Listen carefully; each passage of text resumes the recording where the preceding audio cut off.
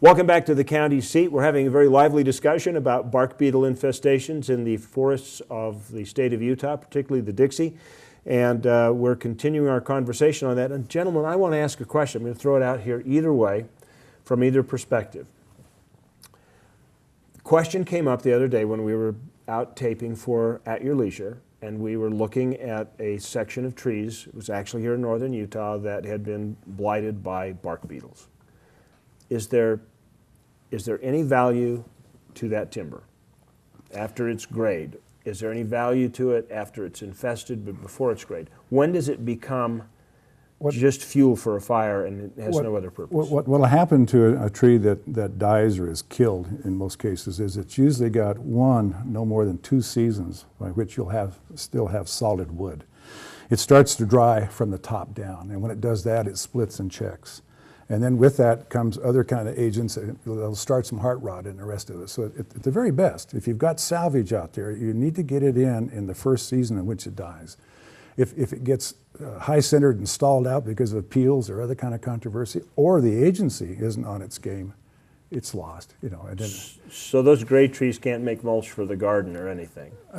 But it won't carry its costs. Okay. What you get in the way of mulches and barks and so on down here are byproducts of a recovery operation that takes place with solid wood products.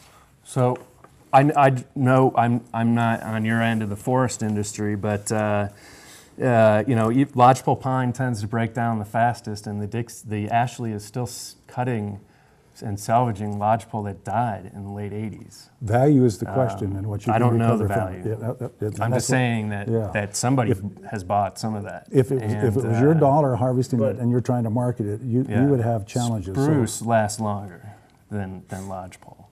Is there any validity to, it would seem logical to me, and again, I am not a forester, but it seemed logical to me that you say, okay, we've got bark beetle here, I can identify it, these trees are harvesting bark beetles.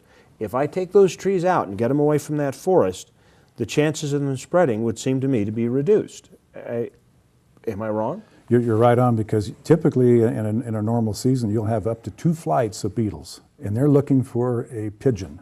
In this case, an overstressed tree that's ready to go. They want a brood tree. Once they get a brood tree, then they spread, and then they knock out the rest of the stand. You're exactly right, and the Forest Service and Utah State has been doing a lot of cutting-edge research on this. A professor up in Utah State published about 10 years ago looking at when you need to take out those trap trees, basically, and they found there was a 2-week window sometime around August where you had to get those trees off-site in order to do exactly what you said, get the beetles out of the forest to try to head off an outbreak. And the Forest Service has never even entertained the concept of tracking those multiple generations and cohorts of beetles to get out. That's never been done by the timber industry. That only worked at a micro scale for protecting a campground or particular high-value sites. Okay, that's not practical on a landscape scale. I think your point's across, but you have a response to that. Yeah, the response is that as this thing starts to take place and these trees are hit, you can't do NEPA in that short a period of time to get it done. So, heck, you lose the whole stand, you lose the whole hillside. So I disagree with you from firsthand experience. Just the basis of this conversation. No, in terms of the NEPA, the forests are, particularly now, ever since 2003 and 4, the Forest Service has broad authority to do logging without any formal public comment, notice, or appeal procedures for... doesn't protect them from lawsuits, though, does it? Or from restraining orders? It does not. Generally, about 1 in 100 projects end up in the courts. Okay. But that's a rare exception. But there's such small scale areas that if you've got one of these things, rolling through the countryside, you can't do a bunch of categorical exclusions behind each other. The rest of it's going to require EAs. Well, CE6 has no acreage limitation, and CE6 doesn't mean it's an authority anything for exempting a vegetation management project from public notice, comment, and appeal procedures. That has no acreage limit and can and does usually involve projects involving vegetation management on thousands of acres, right. and I'm talking mechanical treatment. We have consumed our 5 minutes here. We're going to take a break. We're going to come back. We're going to give Commissioner Matson a chance to kind of balance the amount of talk that goes on here. We'll do our summary on the county seat, and we'll probably do an extended version into an online extended chat about this. This is a lot more than I thought. We'll be right back.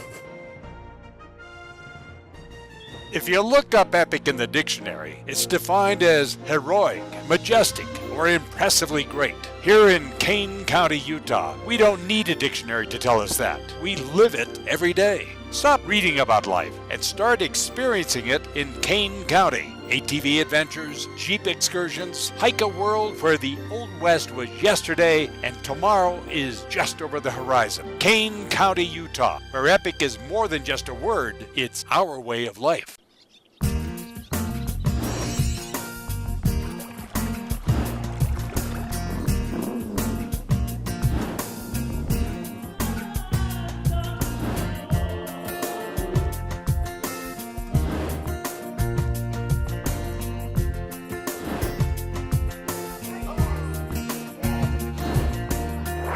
Logan, Utah. We've got it all and so can you. It's in your own backyard. How would you spend an extra day in Utah Valley?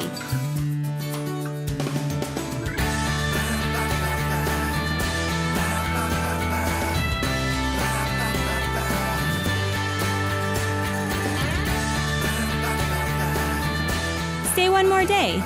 Visit utahvalley.com to make reservations. Utah Valley. Bring everyone together.